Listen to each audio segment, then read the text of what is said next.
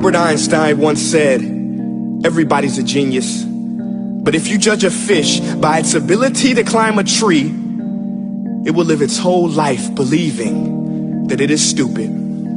Ladies and gentlemen of the jury, today on trial we have modern day schooling. Glad you could come. Not only does he make fish climb trees, but also makes them climb down and do a 10-mile run. Tell me, school, are you proud of the things you've done?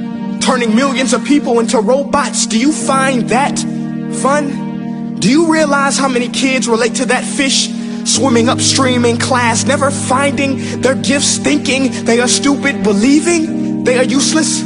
Well, the time has come, no more excuses. I call school to the stand and accuse him of killing creativity, individuality, and being intellectually abusive. He's an ancient institution that has outlived his usage. So, Your Honor, this concludes my opening statement, and if I may present the evidence of my case, I will prove it. Proceed. Exhibit A. Here's a modern day phone. Recognize it? Here's a phone from 150 years ago. Big difference, right? Stay with me. Here's a car from today, and here's a car from 150 years ago. Big difference, right? Well, get this. Here's a classroom of today, and here's a class we used 150 years ago. Now, ain't that a shame? In literally more than a century, nothing has changed. Yet you claim to prepare students for the future? But with evidence like that, I must ask, do you prepare students for the future or the past? I did a background check on you and let the record show that you were made to train people to work in factories, which explains why you put students in straight rows, nice and neat, tell them sit still, raise your hand if you want to speak, give them a short break to eat, and for 8 hours a day, tell them what to think. Oh, and make them compete to get an A letter which determines product quality, hence grade A of meat. I get it. Back then, times were different. We all have a past. I myself am no Gandhi. But today, we don't need to make robots zombies. The world has progressed. And now we need people who think creatively, innovatively, critically, independently, with the ability to connect. See, every scientist will tell you that no two brains are the same. And every parent with 2 or more children will confirm that claim. So please explain why you treat students like cookie cutter frames or snapback hats, giving them this one-size-fits-all crap. Watch your language. Sorry, Your Honor, but if a doctor prescribed the exact same medicine to all of his patients, the results will be tragic. So many people would get sick, yet when it comes to school, this is exactly what happens, this educational malpractice, where one teacher stands in front of 20 kids, each one having different strengths, different needs, different gifts, different dreams, and you teach the same thing the same way? That's horrific. Ladies and gentlemen, the defendant should not be acquitted. This may be one of the worst criminal offenses ever to be committed. And let's mention the way you treat your employees. Objection. Overruled. I want to hear this. It's a shame. I mean, teachers have the most important job on the planet, yet they're underpaid? No wonder so many students are short-changed. Let's be honest, teachers should earn just as much as doctors, because a doctor can do heart surgery and save the life of a kid, but a great teacher can reach the heart of that kid and allow him to truly live. See, teachers are heroes that often get blamed, but they're not the problem. They work in a system without many options or rights. Curriculums are created by policymakers, most of which have never taught a day in their life.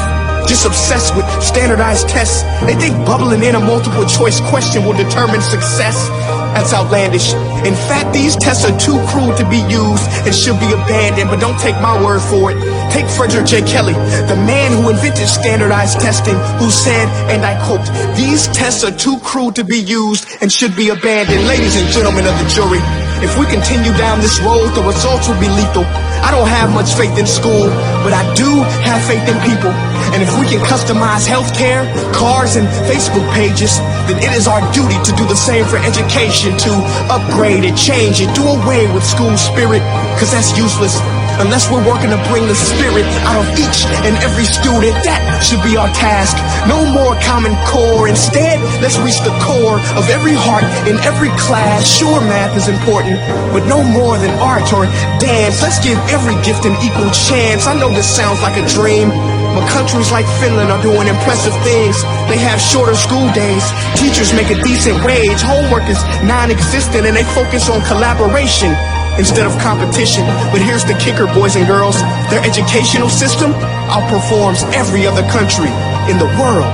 Other places like Singapore are succeeding rapidly. Schools like Montessori, programs like Khan Academy, there is no single solution. But let's get moving, because while students may be 20% of our population, they are 100% of our future. So let's attend to their dreams, and there's no telling what we can achieve. This is a world in which I believe, a world where fish are no longer forced to climb trees. I rest my case.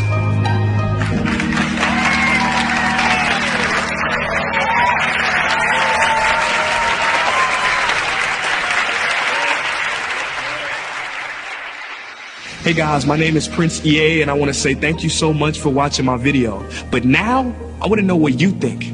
How can we together create a more efficient, effective, and just better future of learning?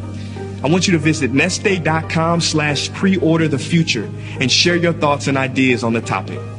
Peace.